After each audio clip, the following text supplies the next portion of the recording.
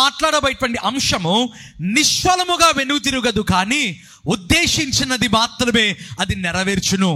నిష్ఫలముగా వెనుతిరుగదు కానీ ఉద్దేశించినది మాత్రమే అది నెరవేర్చును అనేటువంటి ఈ యొక్క ఆధ్యాత్మిక సందేశము ద్వారా ప్రభు మనతో మాట్లాడాలని ఆశపడుతుంటున్నాడు. ఇంతకు అది ఏంటి దేవుని బిడ్డలారా? ఏది నిష్ఫలముగా వెనుతిరుగక ఉద్దేశించినది మాత్రమే నెరవేరుస్తుంది అంటే దేవుని యొక్క వాక్యము. దేవుని బిడ్డలారా, మన జీవితంలో దేవుడు తన వాక్యముని ఇచ్చాడండి. కారణం ఏంటిదంటే మన కార్యములు చేయడానికి కాదు కానీ తన యొక్క కార్యములు చేయడానికి. నిష్ఫలముగా వెనుతిరుగక ఆ యొక్క వాక్యము ఏదైతే ఉద్దేశిస్తుందో అది నెరవేర్చడానికి. మన జీవితంలో ఒకవేళ ఇన్సర్మౌంటబుల్ ప్రాబ్లమ్స్ ఉంటాయండి, అంటే అధిగమించడానికి కూడా వీలు లేనటువంటి సమస్యలు కొన్ని సందర్భాలలో ఉంటాయి. అధిగమించడానికి వీలు లేనటువంటి కొన్ని రోగములు మన జీవితంలో ఉంటాయి. అయితే ఈ వాక్యము అనేటువంటిది అన్నిటికంటే శక్తివంతమైనది. దేవుని బిడ్డలారా, దేవుని యొక్క వాక్యంలో మీరు చూసినట్లయితే సృష్టి అనేటువంటిది ఈ యొక్క వాక్యముతో ప్రారంభమైంది. ఈ రోజు వరకు కూడా ఈ సృష్టి మనం చూస్తున్నటువంటి సూర్యుడు, చంద్రుడు, నక్షత్రములు లేదా ఏవైతే ఉంటున్నాయో దేవుని బిడ్డలారా, అవన్నీ కూడా వాక్యమును ఆధారం చేసుకుని అవి ఉంటున్నాయి. దేవుని బిడ్డలారా, దేవుని వాక్యంలో చూసినట్లయితే యెషయా గ్రంథము 55వ అధ్యాయము 10వ వచనం ఒకసారి మనం ధ్యానించుకుందాం. Isaiah chapter 55 and verse 10. వర్షమును హిమమును ఆకాశము నుండి వచ్చి అక్కడికి ఏలాగు మరలక భూమిని తడిపి విత్తువానికి విత్తనమును భుజించు వారికి ఆహారమును కలుగుటకై అది చిగిర్చి వర్ధిల్లినట్లు చెయ్యును.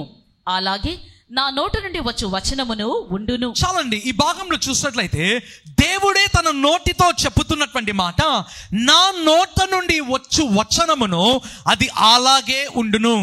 ఆ మాట చూడండి దేవుని బిడ్డలారా, అది ఎలాగూ దేవుడు అంటున్నాడు, నా నోట నుండి వచ్చేటువంటి వచనం అంట అది అలాగే ఉంటుంది. అది మార్పు చెందనటువంటి మాట. ఆ మాటలో మార్పు ఉండదు. దేవుడు ఏ వాక్యం అయితే నీకు ఇచ్చాడో లేదా దేవుడు ఏ మాటనైతే నీకు నాకు ఇచ్చాడో ఆ మాటలో ఒక్క మార్పు కూడా ఉండదంట. దేవుని బిడ్డలారా, పై భాగంలో మనం చదువుకున్నాం కదా, దేవుడు అంటున్నటువంటి మాట, వర్షము హిమము అనేటువంటివి ఆకాశం నుండి ఎలాగో అయితే వచ్చి ఈ భూమి మీద పడినప్పుడు ఈ భూమిని తడిపి విత్తువానికి విత్తనము ఇస్తుందో అలాగే నా నోట నుండి వచ్చు వచనము, నా నోట నుండి వచ్చినటువంటి వాక్యము, నా నోట నుండి వచ్చినటువంటి మాట లేదా నా నోట నుండి వచ్చినటువంటి వాగ్దానము అది ఆ విధంగానే ఉంటుంది. ప్రియమైనటువంటి వాళ్ళరా, ఆ యొక్క వర్షము లేదా హిమము అనేటువంటిదండి ఆకాశంలో నుంచి క్రిందికి వచ్చినప్పుడు అది వచ్చిన తర్వాత అది వెన్నికి వెళ్ళదు. దేవుని బిడ్డలారా, ఏం చేస్తుంది? ఆ వర్షము అయినా హిమము అయినా ఈ భూమిని తడపడం ప్రారంభిస్తుంది, ఈ భూమిని తేమతో నింపడం ప్రారంభిస్తుంది. ఎప్పుడైతే ఆ వర్షము లేదా హిమము పడుతుందో బైబిల్లో రాయబడినటువంటి మాట, విత్తువానికి పంటను ఖచ్చితముగా ఇస్తుంది, విత్తేటువంటి వానికి పంటను ఖచ్చితంగా ఇస్తుంది. అదే రీతిగా దేవుడు అంటున్నాడు, ఆ వర్షము హిమము ఏ విధంగా అయితే తన పని చేస్తుందో ఇన్ ద సేమ్ వే నా నోట నుండి వచ్చేటువంటి మాట కూడా ఆ విధంగా నిష్ప్రయోజకరముగా వెనికి రాదు కానీ అది ఖచ్చితంగా నెరవేర్చును. ఇక్కడ చూసినట్లయితే దేవుడు తన వాక్యమును, తన వచనమును, తన మాటను హిమముతోను వర్షముతోను పోల్చాడు. దేవుని బిడ్డలారా, బైబిల్ గ్రంథంలో దేవుడు తన వాక్యమును అనేకమైన వాటితో పోల్చాడండి. అయితే ఈ భాగంలో మీరు చూసినట్లయితే దేవుడు తన యొక్క మాటను, తన వాక్యమును వర్షముతోను హిమముతోను పోల్చాడండి. దేవుని వాక్యంలో మరి చూసినట్లయితే యెషయా గ్రంథము 55వ అధ్యాయము 11వ వచనము అందరం కూడా బైబిల్ తెరిచి మరి చూద్దామా. నిష్ఫలముగా నా యొద్దకు మరలక అది నాకు అనుకూలమైన దాన్ని నెరవేర్చును, నేను పంపిన కార్యమును సఫలము చెయ్యును. చూడండి ఎంత శ్రేష్టముగా, ఎంత ఖచ్చితముగా దేవుడు తన మాట మాట్లాడుతున్నాడు. నిష్ఫలముగా నా యొద్దకు మరలా అది నాకు అనుకూలమైన దాన్ని నేను నెరవేర్చును. ఎంత చక్కటి మాట దేవుని బిడ్డలారా. చాలా సందర్భాలలో దేవుని యొక్క మాటలను మనం అర్థం చేసుకోలేని స్థితిలో ఉంటాం. ఒక్క మాట మనం పట్టుకొని ఉంటాం, అడుగుడి మీకు ఇవ్వబడును. అంటే ఏది అడుగుతామో దేవుడు అది మనకిస్తాడు. ఆ ఒక్క మాటను మనం పట్టుకొని ప్రేమైన వాళ్ళరా దేవుని చిత్తములో లేనివి కూడా మనం అడిగేటువంటి వారంగా ఉంటామండి. చాలా సందర్భాలలో యవనస్తుల్లో మనం చూస్తుంటాం దేవుని బిడ్డలారా, దేవుని చిత్తంలో లేని వాటి కొరకు ప్రార్థన చేస్తూ ఉంటారు. దేవుని చిత్తములో లేని వ్యక్తుల కొరకు ప్రార్థన చేస్తుంటారు. ఏమంటారో తెలుసా? దేవా నీవే చెప్పావు కదా, అడుగు ప్రతివానికి ఇస్తాను అన్నావు, అడుగు నీ మీకు ఇవ్వబడును అన్నావు కదా, ఇదిగో నాకు ఒక అబ్బాయి కావాలి, లేదా ఇదిగో నాకు ఒక అమ్మాయి కావాలి. ప్రియమైనటువంటి వాళ్ళరా, దేవుని చిత్తములో లేనటువంటి వాటి జోలికి చాలా సందర్భాలలో మనం వెళ్తూ ఉంటామండి. అయితే దేవుడు శ్రేష్టముగా నిశ్చయముగా ఆయన పలుకుతున్నటువంటి మాట బైబిల్లో రాయబడింది. ఆ వాక్యం అంట నిష్ఫలముగా నా యొద్దకు మరలాది రాదు. నేను ఏ మాటనైతే మీకు చెప్పానో, నేను ఏ వాక్యమునైతే మీకు ఇచ్చానో, అది నిష్ఫలముగా అది నా దగ్గరకు రాదు. కానీ అది ఏం చేస్తుందంట? నాకు అనుకూలమైన దానిని, నాకు అంటే అక్కడ దేవుని బిడ్డలారా, దేవునికి అనుకూలమైనది మాత్రమే ఆ వాక్యము చేస్తుందంట. రెండవదిగా, నేను పంపిన కార్యమును సఫలము చేయును. నీ పట్ల దేవునికి ఒక కార్యం ఉంటుంది, నీ పట్ల దేవునికి ఒక ప్రణాళిక ఉంటుంది దేవుని బిడ్డలారా. ఆ వాక్యము, ఆ కార్యం ఏం చేస్తుందంట? దేవుని యొక్క వాక్యము ఆ కార్యమును సఫలము చేయడం ప్రారంభిస్తుంది. దేవుని వాక్యంలో చూసినట్లయితే ఇర్మియా గ్రంథము 23వ అధ్యాయము 29వ వచనం మనం ధ్యానం చేసుకుందామా. నా మాట అగ్ని వంటిది కాదా, బండను బద్దలు చెయ్యు సుత్తె వంటిది కాదా. చాలండి, ఎంత బలముగా దేవుడు మాట్లాడుతున్నాడు. నా మాట అగ్ని వంటిది కాదా? Is not my word like a fire. నా మాట అగ్ని వంటిది కాదా? దేవుడు అంటున్నాడు, నా మాట సుత్తె వంటిది కాదా. ప్రియమైన వాళ్ళరా, రెండు కూడా పతనము చేసేవే అండి. ఈ అగ్ని కావచ్చు, సుత్తె కావచ్చు, రెండు కూడా డిస్ట్రక్టివ్ వెపన్స్ దేవుని బిడ్డలారా. దేవుని వాక్యంలో మనం చూసాం కదా, బైబిల్లో చూసినట్లయితే దేవుడు తన వాక్యమును ఎన్ని విధాలుగా పోల్చాడండి. బైబిల్లోనే రాయబడింది, దేవుడు అంటాడు, నా యొక్క మాట తేనె కంటేను, జుంటి తేనె దారాల కంటేను అది మధురమైనది. తేనెతో పోల్చాడు, జుంటి తేనె దారాలతో పోల్చాడు. ఆ తర్వాత చూసినట్లయితే దేవుడు అన్నాడు, దేవుని యొక్క వాక్యము మన్నాతో పోల్చబడింది. దేవుని యొక్క వాక్యము దేవుని బిడ్డలారా కొత్తిమీర గింజలతో పోల్చబడింది. దేవుని యొక్క వాక్యము అపూపములతో పోల్చబడింది. ఇక్కడ మీరు చూసినట్లయితే ముందు భాగంలో దేవుని యొక్క వాక్యము వర్షముతోను హిమముతోను పోల్చబడింది. ఇక్కడ మీరు చూసినట్లయితే దేవుడు అంటున్నాడు, నా మాట అగ్ని వంటిది కాదా. రెండోది చూసినట్లయితే బండలను బద్దలు చేయు సుత్తె వంటిది కాదా. ఎంత బలమైనటువంటి మాట దేవుని బిడ్డలారా. బండలను బద్దలు చేయు సుత్తె వంటిది కాదా. ఈ బండ అనేటువంటిది మనకు తెలుసండి ఎంత బలమైనటువంటిదో, లేదా ఎంత గట్టిగా ఉంటుందో, లేదా ఎంత దృఢముగా ఉంటుందో. అంటే మన జీవితంలో ప్రేమైన వాళ్ళరా, ఎటువంటి బలమైన సమస్యలు ఉన్నా, లేదా ఎటువంటి భయంకరమైన సమస్యలు ఉన్నా, ఈ వాక్యములోని శక్తి ఏంటో తెలుసా దేవుని బిడ్డలారా. ఈ వాక్యం ఏం చేస్తుందంట? ఆ బండలను కొట్టడం కాదంట, బద్దలు కొట్టడం ప్రారంభిస్తుందంటే దేవుని బిడ్డలారా. ఒకరోజు ఒక గొప్ప దేవుని సేవకునితో మాట్లాడుతున్నానండి. చాలా గొప్ప అద్భుతాలు ఆ సేవకుని జీవితంలో జరుగుతుంటాయి. చాలా భయంకరమైనటువంటి సూచక క్రియలు జరుగుతుంటాయి. ఆ సేవకుని అడిగాను, మీ పరిచర్యలో ఎందుకు ఇటువంటివి జరుగుతున్నాయి, ఎందుకు ఇన్ని అద్భుతాలు జరుగుతున్నాయి, ఎందుకు ఇన్ని స్వస్థతలు జరుగుతున్నాయి?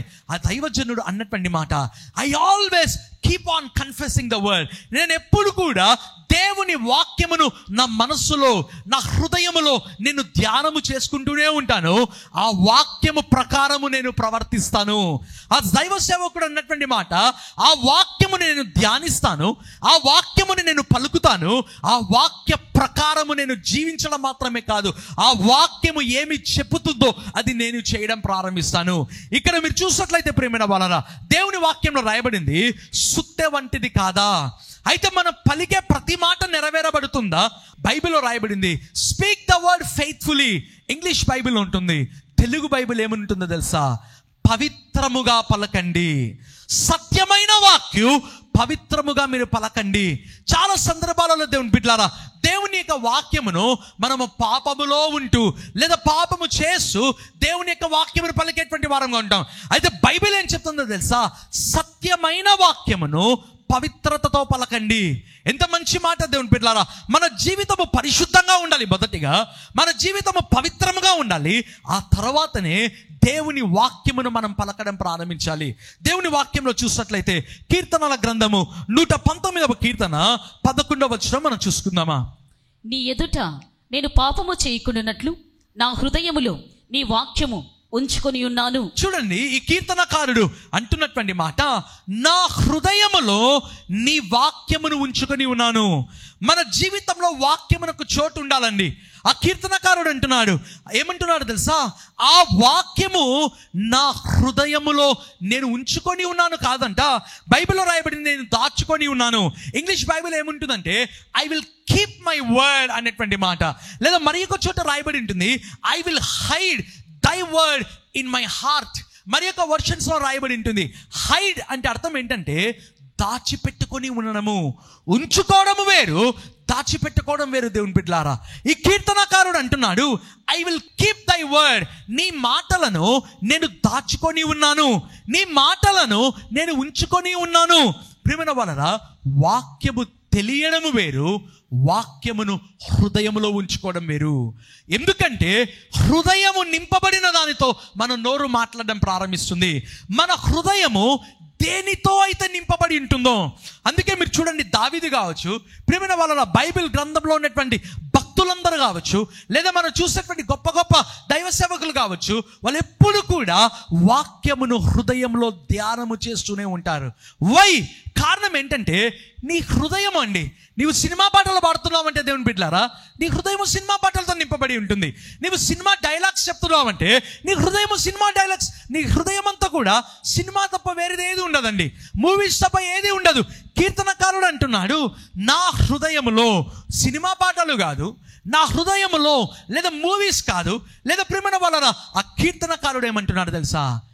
I will hide your word in my heart. యోహాను సువార్త 8:51 ఏమంటుందో తెలుసా? If I keep my word.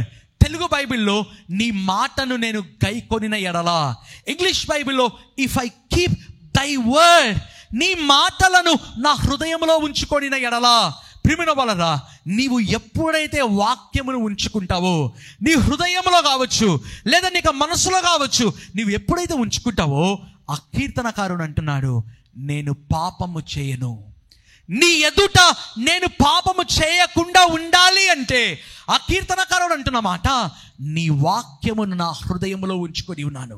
ఒక సీక్రెట్ చెప్తున్నాడు దేవుని బిడ్డలారా, లేదా ఒక టిప్ చెప్తున్నాడండి. మన జీవితంలో పాపమును శోధించాలి. అందుకే మీరు బైబిల్లో మీరు చూసినట్లయితే ప్రభు యేసుక్రీస్తును సాతాను 3 సార్లు శోధించిందండి. మత్తయి సువార్తలో రాయబడి ఉంటుంది, యేసుక్రీస్తు ఆత్మ వలన అరణ్యంలోనికి నడిపింపబడ్డాడు. 3 మార్లు శోధించాడండి ఆ యొక్క సాతాను. మొదటిసారి మీరు చూసినట్లయితే యేసుక్రీస్తు 40 దినములు ఉపవాసం ఉండిన పిమ్మట ఆయన ఆకలి కొనగా సర్పము రూపంలో అపవాది వచ్చి అన్నటువంటి మాట, నీవు ఆకలి కొని ఉన్నావు కదా, ఇక రాయిని రొట్టెగా మార్చుకో. ఆయన అన్నాడు దేవుని నోట నుండి వచ్చి ప్రతి మాట వలన జీవించబడును అని రాయబడి ఉన్నది కదా. రెండవదిగా సాతాను అన్నటువంటి మాట ఏమన్నాడంటే, ఇదిగో నీవు పైనుంచి క్రిందికి, ఆ యొక్క బైబిల్లో రాయబడింది, ఆ యొక్క దేవదూతలు వచ్చి నిన్ను ఎత్తి పట్టుకుంటారు కదా. దేవుడు అన్నాడు నీ ప్రభు అయిన దేవుని శోధింపవద్దు అని రాయబడి ఉన్నది కదా. మూడవదిగా మీరు చూసినట్లయితే దేవుని బిడ్డలారా, సాతాను అన్నటువంటి మాట, ఇదిగో ఈ లోక రాజ్యములన్నీ నీకు ఇస్తాను, నీకు ఇక మహిమను నీకు ఇస్తాను, నీవు నాకు సాగిల పడినట్లయితే. దేవుడు అన్నాడు ఇదిగో ఈ విధంగా రాయబడి ఉన్నది కదా. ప్రతిసారి కూడా మీరు చూసినట్లయితే వ్రాయబడి ఉన్నది కదా. 3 మార్లు అన్నాడండి. కారణం ఏంటి?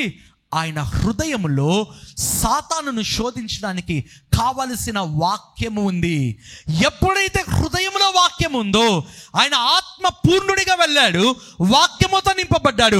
బైబిల్లో రాయబడింది ఆత్మ బలముతో తిరిగి వచ్చాడు. అందుకే నీ హృదయములో వాక్యం ఉండాలి.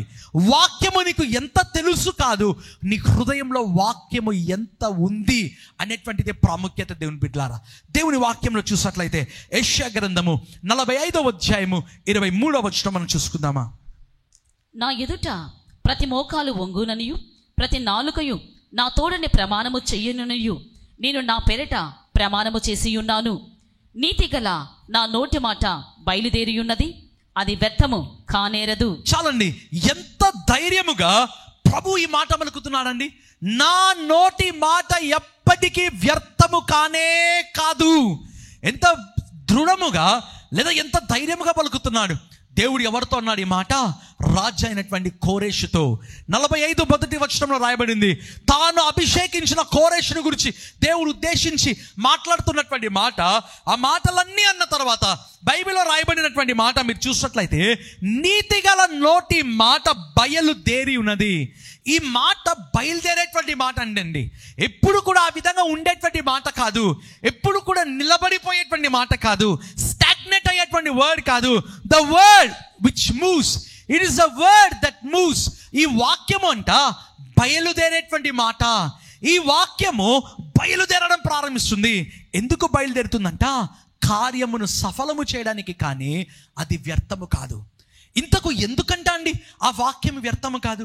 దేవుడే అన్నాడు, ఆ మాట నీతిగల నా నోటి మాట. దేవుడు అన్నాడు, నా నీతిగల నోటి మాట. దేవుని మాట కూడా, దేవుడు పలికినటువంటి మాట ఎందుకు వ్యర్థము కాలేదంటే, ఆయన మొదటిగా నీతిమంతుడు. ఆయన నోట నుండి వచ్చేటువంటి మాట నీతిగల మాట. పాపములో ఉంటూ పాపము చేస్తూ ఉంటే దేవుని వాక్యము వ్యర్థమవుతుంది. ఇది నేను చెప్పేటువంటి మాట కాదు దేవుని బిడ్డలారా, బైబిల్లోనే రాయబడింది. దేవుడు అంటారు కదా, బైబిల్లో చూసినట్లయితే, ఇశ్రాయేలు పాపము చేసినప్పుడు వాక్యము నిష్ప్రయోజనకరమాయను. ఆ మాట రాయబడింది దేవుని బిడ్డలారా. దేవుడు వాక్యం అయితే ఇచ్చాడు, అయితే వారు పాపము చేసినప్పుడు తాను పలికిన వాక్యమే నిష్ప్రయోజనకరమైంది. వెన్ యు కమిట్ సిన్, మనము పాపము చేసినప్పుడు నీవు చదివేటువంటి మాట, నీవు పొందుకున్నటువంటి వాగ్దానములు, లేవ నీవు ఏవైతే వాక్యము పొందుకుని ఉన్నావో ఆ వాక్యము నెరవేరబడదు, అది వ్యర్థమైపోతుంది. దేవుని బిడ్డలారా, దేవుని మాటలో మనం చదువుకున్నటువంటి మాట ఏమని రాయబడింది? నీతిగల నోటి మాట బైబిల్ చూసినట్లయితే బయలుదేరి ఉన్నది, అది వ్యర్థము కానే కాదు. ఇంతకుముందు మనం చదువుకున్నాం దేవుని బిడ్డలారా, నిష్ప్రయోజనకరముగా అది తిరిగి రాదు, కానీ ఉద్దేశించినదే నెరవేర్చబడును. ఒక తెలిసినటువంటి సిస్టర్ ఉన్నారండి, దైవ సేవకులు కూడా చాలాసార్లు ఈ మాట చెప్పారు దేవుని బిడ్డలారా. ఆమె జీవితంలో అంట మంచి పరిశుద్ధురాలండి, అయితే ఒక భయంకరమైన రోగము వచ్చింది ఆమెకి. ప్రియమైన వాళ్ళరా, డాక్టర్స్ చెప్పారు, ఇక నీవు మరణిస్తావమ్మా. ఆ ఆపరేషన్ థియేటర్లో ఇక సర్జరీ చేయాలి కాబట్టి సర్జరీ చేస్తూ ఉన్నారు. అయితే ఆమె ఆపరేషన్ థియేటర్లో కూడా పడుకొని ఆ అనెస్థియేషియా ఇవ్వకముందు వరకు కూడా ఆమె పలికిన మాట, I shall not die, I shall live and declare the works of the Lord. నేను చావను, సజీవురాలై దేవుని క్రియలు వివరిస్తాను. భయంకరమైన రోగము, లాస్ట్ స్టేజ్ దేవుని బిడ్డలారా. అయితే ఆమె పలుకుతూనే ఉందంట. డాక్టర్స్ ఆశ్చర్యపోతున్నారు. వాళ్ళు అన్నారు, ఇక ఆమె మరణిస్తుంది, సర్జరీ చేయాలి కాబట్టి మనం చేస్తాము. అనెస్థీషియా ఇవ్వకముందు వరకు ఆమె పలికినటువంటి మాట, నేను చావను. కీర్తనల గ్రంథంలో రాయబడి ఉంటుంది, I shall not die but I shall live and declare the works of the Lord. నేను చావనే చావను, కానీ నేను సజీవురాలై దేవుని క్రియలు వివరిస్తాను. ప్రియమైన వాళ్ళరా, ఆ రోగము వచ్చింది. ఆ తర్వాత అనేక సంవత్సరం ఆమె జీవించింది దేవుని బిడ్డలారా. కారణం ఏంటంటే ఆమె పలికినటువంటి మాట నమ్మకమైనటువంటి మాట, నీతిగల మాట, పాపము లేనటువంటి ఒక స్త్రీ పలికినటువంటి మాట. నీ జీవితంలో కూడా దేవుని బిడ్డలారా, నీవు పొందుకున్నటువంటి వాక్యము, నీవు రిసీవ్ చేసుకున్నటువంటి వర్డ్, నీవు పొందుకున్నటువంటి వాగ్దానము, అది నీ జీవితంలో వ్యర్థము కాకుండా ఉండాలి. నేను మొదటి భాగము చెప్పాను దేవుని బిడ్డలారా, వ్యర్థము కాకుండా ఉండాలి అంటే నీవు రక్షింపబడిన వ్యక్తిగా మాత్రమే కాదు, కానీ రక్షణలో కొనసాగే వ్యక్తిగా ఉండాలి. అదే రీతిగా పాపములో కాదు, కానీ పాపము నుంచి బయటికి వచ్చి దేవుని బిడ్డలారా, ఎప్పుడైతే ఆ వాక్యము దగ్గరికి వచ్చి వాక్యముతో నింపబడి వాక్యమును పలకడం ప్రారంభిస్తావో, బైబిల్లో రాయబడినటువంటి మాట, నా నోట నుండి వచ్చు వచనము అది నిష్ఫలముగా మరలక, బైబిల్లో రాయబడింది, నేను ఉద్దేశించిన కార్యములే అది నీ జీవితంలో చేయును.